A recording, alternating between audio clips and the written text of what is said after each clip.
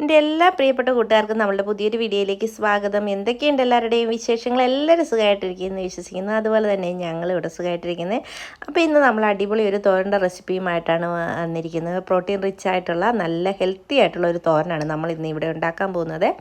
അപ്പോൾ ഇതെങ്ങനെയാണ് ഉണ്ടാക്കുന്നതെന്ന് കണ്ടിട്ട് വരാം. വീഡിയോ കണ്ടുകൊണ്ടിരിക്കുന്ന സമയത്ത് നിങ്ങൾക്ക് എൻ്റെ ചാനൽ ഇഷ്ടപ്പെടുവാണെങ്കിൽ ഒന്ന് സബ്സ്ക്രൈബ് ചെയ്യാനും ലൈക്ക് ചെയ്യാനും ഷെയർ ചെയ്യാനും കമൻറ്റ് ചെയ്യാനും മറക്കരുത്.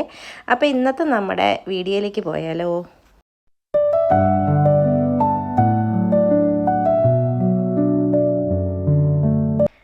അതിനായിട്ട് ഞാനൊരു അരക്കപ്പോളം മുളപ്പിച്ച ചെറുപയറാണ് എടുത്തിരിക്കുന്നത്. ഇത് ഞാൻ തലേദിവസം രാത്രി ഒരു ദിവസം മുമ്പേ വെള്ളത്തിലിട്ടതിന് ശേഷം വാരി വെച്ചിട്ട് ഇതേപോലെ മുളപ്പിച്ചെടുത്തിരിക്കുന്നതാണ്. ഇത് നമുക്ക് അടുപ്പിൽ വെച്ചൊന്ന് വേവിച്ചെടുക്കാവേ. അപ്പോൾ അതിനായിട്ട് വേവിക്കാനായിട്ട് വെച്ചതിന് ശേഷം നമ്മളിതിലേക്ക് കുറച്ച് പച്ചച്ചീര എടുത്തിട്ടുണ്ട്. അത് നമുക്കിതൊന്ന് ചെറുതായിട്ട് അരിഞ്ഞെടുക്കാം. കഴുകി വെള്ളം വാർന്നതിന് ശേഷം വേണം, വെള്ളം ഒട്ടും ഇല്ലാതെ വേണം ഈ ചീര ഇലയും ചീരത്തണ്ടും എല്ലാം കൂടെ ഒന്ന് അരിഞ്ഞെടുക്കാനായിട്ട്.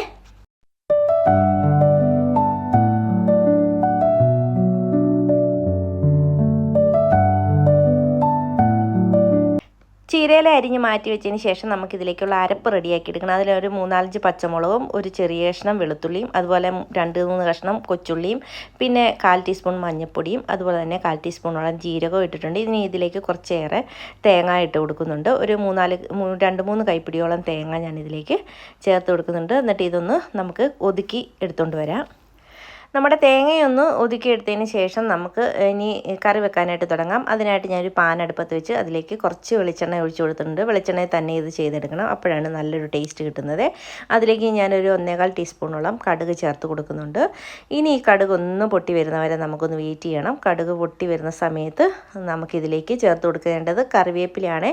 ഒരു 2 തണ്ട് കറിവേപ്പില ഞാൻ ഇതിലേക്ക് ചേർത്ത് കൊടുക്കുന്നുണ്ട്. കറിവേപ്പില ഒന്ന് മൂത്ത് വരുന്ന സമയത്ത് നമുക്കിത് ചതച്ച് വെച്ചിരിക്കുന്ന നമ്മുടെ അരപ്പ് ഇതിലേക്ക് ചേർത്ത് കൊടുക്കാം. അരപ്പൊന്ന് ചേർത്ത് കൊടുത്തിട്ട് നമുക്കിതൊന്ന് നന്നായിട്ട് ആ എണ്ണയ്ക്കകത്തിട്ടൊന്ന് അതിൻ്റെ പച്ചമണം മാറി വരുന്നവരെ ഒന്ന് ഇളക്കി കൊടുക്കണം. ഇളക്കി കൊടുത്തിട്ട് നമുക്ക് ഇതിലേക്ക് നമ്മൾ വേവിച്ച് വെച്ചിരിക്കുന്ന, ഒട്ടും വെള്ളമില്ലാതെ വേവിച്ചെടുക്കണം നമ്മുടെ പയർ കേട്ടോ, വെള്ളം ഒട്ടും പാടില്ല. അപ്പോൾ നമ്മുടെ പയറും കൂടെ നമുക്കിതിലേക്ക് ചേർത്ത് കൊടുക്കാം. അപ്പോൾ ഉപ്പിട്ട് വേവിച്ച പയറാണ്, അതും കൂടെ ഞാൻ ഇതിലേക്ക് ചേർത്ത് കൊടുക്കുന്നുണ്ട്. പയർ ചേർത്ത് കൊടുത്തിട്ട് നമുക്കിത് നന്നായിട്ടൊന്ന് മിക്സ് ചെയ്തെടുക്കാം. നന്നായിട്ടൊന്ന് ഇളക്കി യോജിപ്പിക്കാം.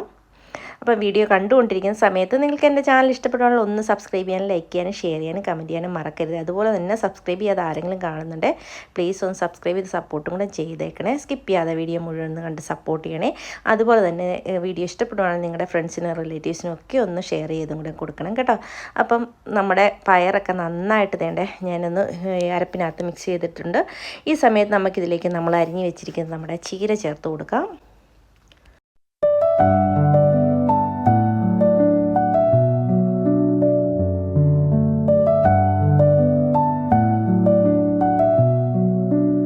ചീര നമ്മൾ മുഴുവനായും ചേർത്ത് കൊടുത്തതിന് ശേഷം നമുക്കിതിലേക്ക് ആവശ്യത്തിനുള്ള ഉപ്പും കൂടെ ചേർത്ത് കൊടുക്കാം. ചീരയ്ക്ക് ആവശ്യമായ ഉപ്പ് നമ്മൾ ചേർത്ത് കൊടുത്താൽ മതി. നമ്മൾ പയറിന് ഓൾറെഡി ഉപ്പ് ചേർത്ത് കൊടുത്തിട്ടുണ്ട്, അതുകൊണ്ട് കുറച്ച് ഉപ്പിട്ട് കൊടുത്താൽ മതി. പോരെങ്കിൽ നമുക്ക് ആവശ്യമുണ്ടെങ്കിൽ പിന്നീട് ചേർത്ത് കൊടുക്കാം. അതിന് ശേഷം ഞാനിതൊന്ന് മൂടി വെച്ച് കൊടുക്കുവാണ്.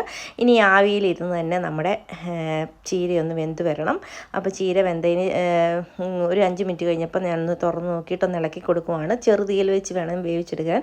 ഒട്ടും വെള്ളം നമ്മളിതിലേക്ക് ചേർത്ത് കൊടുത്തിട്ടില്ല, അതുകൊണ്ട് അടിയിൽ പിടിക്കാനും കരിഞ്ഞു പോകാനൊക്കെ ഉള്ള സാധ്യതയുണ്ട്. അതുകൊണ്ട് നമ്മളിതൊന്ന് തീയൊന്ന് കുറച്ച് വെച്ച് വേണം ഇളക്കി കൊടുക്കാനായിട്ട്.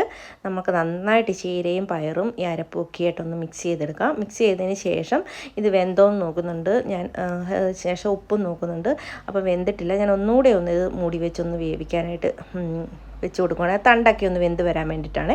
ഇപ്പം നേടെ അതിന് ശേഷം ഒരു 5 മിനിറ്റ് കഴിഞ്ഞ് ഞാൻ തേടെ തുറന്ന് നോക്കിയിട്ട് ഒന്ന് ഇളക്കിയിടുകയാണ്. നമ്മുടെ അടിപൊളി ടേസ്റ്റുള്ള നല്ല ഹെൽത്തി ആയിട്ടുള്ള തോരൻ ഇവിടെ റെഡി ആയിട്ടുണ്ട്. ഇതേ രീതിയിൽ തയ്യാറാക്കി നോക്കത്തരാം. എന്തായാലും തീർച്ചയായിട്ടും ഒരു തവണയെങ്കിലും ഇതേ രീതിയിൽ തയ്യാറാക്കി നോക്കണം. തീർച്ചയായിട്ടും നിങ്ങൾക്ക് എല്ലാവർക്കും ഇഷ്ടപ്പെടും. അപ്പോൾ നേടെ ഞാനൊരു പാത്രത്തിലേക്ക് നമ്മുടെ തോരനൊന്ന് മാറ്റി കൊടുക്കുവാണേ. അടിപൊളി ടേസ്റ്റുള്ള ചീരത്തോരനാണ്. ചോറിൻ്റെ കൂടെ കഴിക്കാനും വെറുതെ കഴിക്കാനും നല്ല ടേസ്റ്റാണ്. അപ്പം ചെറുപയറിൻ്റെ ആ ടേസ്റ്റും ചീരയുടെ ടേസ്റ്റും എല്ലാം കൂടെ ചേരുമ്പോൾ നല്ലൊരു സൂപ്പർ തോരനാണ്, ഹെൽത്തി ആയിട്ടുള്ള തോരനാണ്.